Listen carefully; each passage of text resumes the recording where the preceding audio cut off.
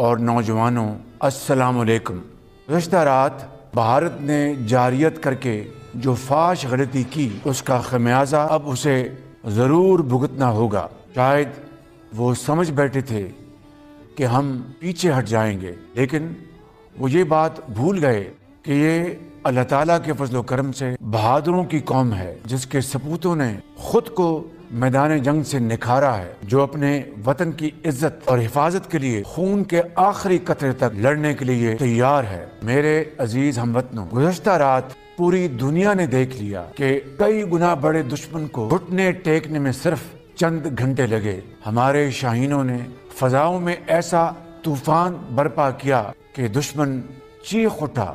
بھارت کے 5 جنگی طیارے جو ان کا غرور تھے اب صرف راکھ اور نشان عبرت بن چکے ہیں۔ بھارت کے بزدلانہ حملوں میں 26 معصوم شہری شہید اور 46 زخمی ہوئے۔ ہم یہ عہد کرتے ہیں کہ ان شہیدوں کے خون کے ایک ایک قطرے کا ضرور حساب لیا جائے گا۔ ہم انشاءاللہ اس جنگ کو منطقی انجام تک پہنچا کر دم لیں گے۔ پاکستانی قوم زندہ باد، افواج پاکستان زندہ باد، پاکستان پائندہ باد۔